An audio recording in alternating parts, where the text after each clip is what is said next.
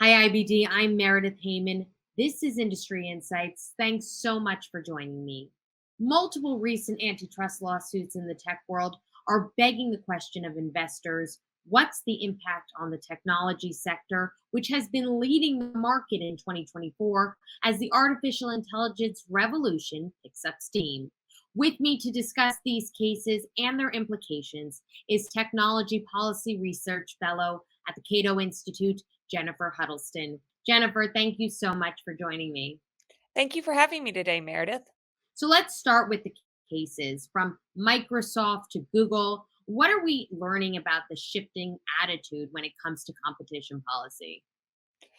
The US has traditionally focused on the consumer welfare standard when it comes to competition policy. In other words, our competition policy has really been focused on how different changes, whether it's mergers and acquisitions or different questions around competitive behaviors, impact consumers.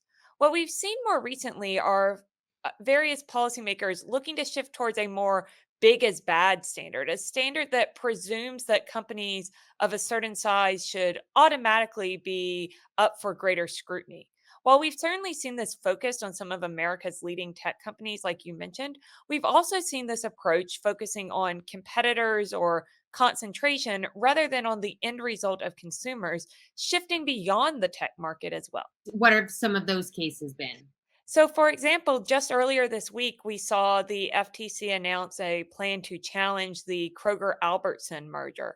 But we've also seen this even within the tech sector when it comes to some tech companies looking beyond what might have been their traditional sector. One good example of this recently were challenges to Amazon potential acquisition of iRobot, a robot vacuum company that it was looking to integrate into products that was blocked and unfortunately did not really have an alternative.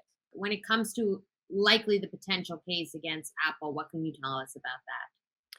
We've seen many different cases brought against different tech companies. One of those cases has been a case involving Epic Games and Apple in California, as well as Epic Games and Google around different App Store policies. But what we saw was a very strong finding for Apple around its decisions about its marketplace, given the competition in the App Store market. There have been rumors, of course, that we could see another case brought by the government against Apple, just as we've seen brought against other tech companies. And I think what's really interesting, though, is what we continue to see is in court, some of these more creative theories, these very narrow market definitions that may not be what consumers actually experience. Aren't being successful. We are seeing that the courts are sticking strong to that objective, economically focused consumer welfare standard, which is something we should be happy about because that's showing that we're not seeing antitrust policy be used as a tool for things it was never designed for, and instead really focusing on consumers and their welfare and looking at the market that they experience. That also provides opportunities for us to recognize that these markets are ever changing, that we're continuing to see competition not only from new entrants and new ideas like artificial intelligence that you mentioned earlier, but also amongst platforms and companies of all sizes, whether it's the large platforms competing with each other, such as Google and Apple's app stores, or whether it's smaller companies that years ago we might not have heard of that may become the next big thing. Mm. Now, what happened when Microsoft recently acquired the video game company Activision? The Microsoft Activision acquisition was an interesting case because we certainly saw attempts from the US and UK regulators to stop this potential acquisition from a very creative definition of cloud gaming. Now, I'm not much of a video gamer myself, but I have plenty of friends who are. And when you talk to them about the availability of different game platforms, they'll tell you it's a complicated decision that many factors go into what they decide. But this cloud gaming idea hasn't really taken off yet. So we saw kind of a presumption around what the FTC wanted to define the market as that the courts rejected and that wasn't really taken up. What was really interesting too in this case is that some of the regulators who traditionally have been much more skeptical of mergers and acquisitions, the regulators in Europe and some of the other foreign regulators that have had this less consumer focused standard, had approved this merger after talking with Microsoft about their plans for the acquisition. And it was really the US and the UK that were some of the last holdouts. And some of that is that the market definition they were trying to bring forward didn't represent what consumers actually experienced and was likely too narrowly defined, particularly in something like the video game industry that is such a globally competitive market and where so many different factors come into play. Recently, Meta, TikTok, other social media companies, and their CEOs, they testified in front of the Senate, all due with a hearing over child exploitation. What do those cases tell us about competition and maybe more veering back toward the consumer wellness standpoint? I think it's important that we recognize that antitrust law and competition policy are designed to deal with questions of competition.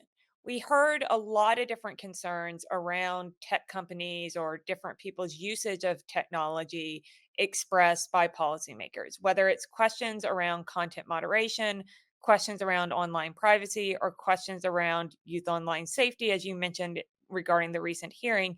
It's important to take a step back and recognize that's not what competition policy is designed to deal with.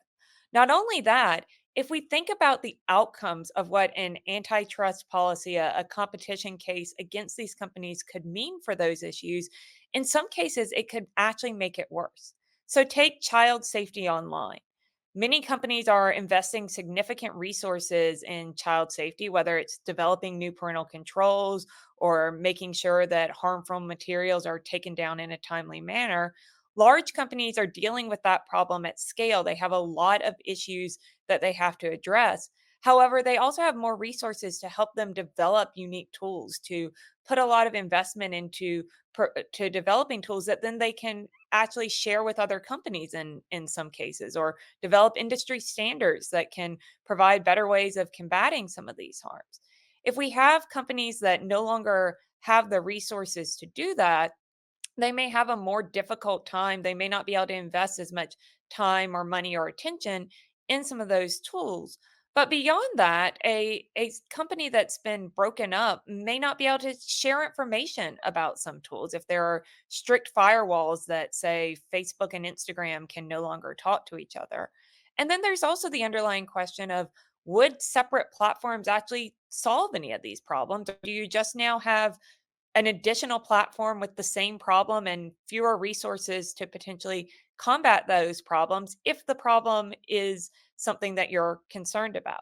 We should also be concerned about using antitrust policy for these more subjective or policy based concerns, because then that can be used in other cases. That can be used to start to allow more government intervention into these markets for other reasons that could result in the government being able to have a much stronger um, intervention into a wide range of markets, not just tech.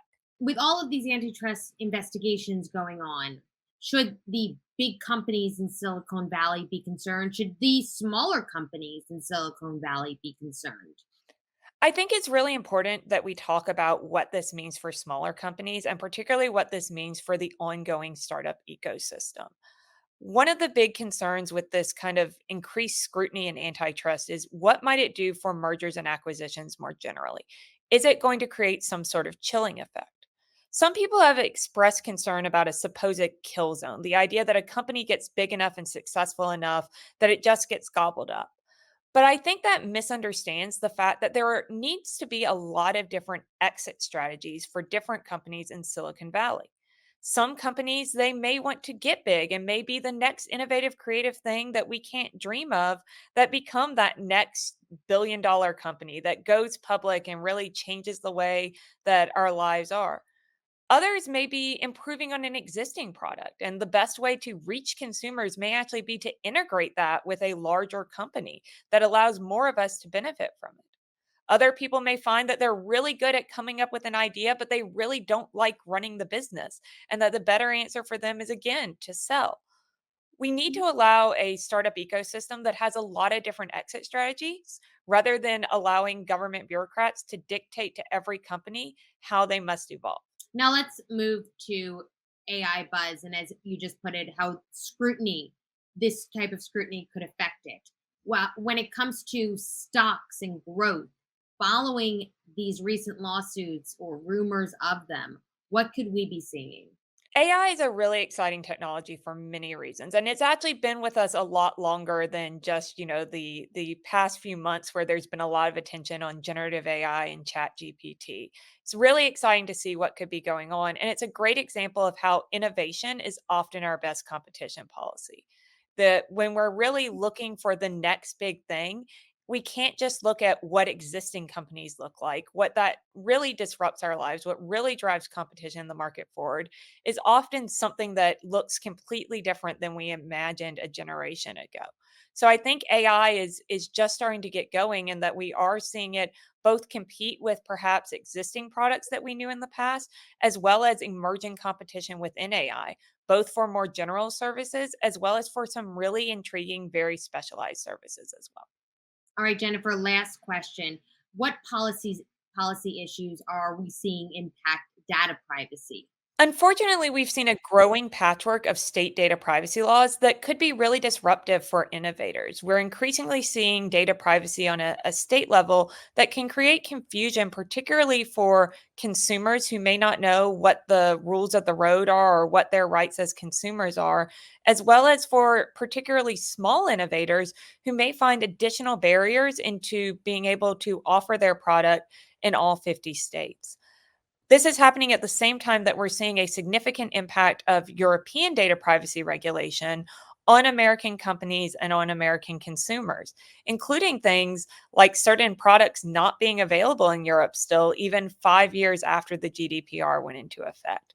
So I think it's very important that we recognize that there's a lot of different preferences when it comes to data privacy, and that while many users are concerned about their data privacy, there is a responsibility to act on one's own preferences and to carefully think about those trade offs. When we're looking at data privacy policy, we need something that is going to look at preserving consumer choice and preserving those benign and beneficial uses of data, while at the same time perhaps creating clarity around some of the potential harms and creating a way to overcome this risk that this patchwork could have for both consumers and innovators.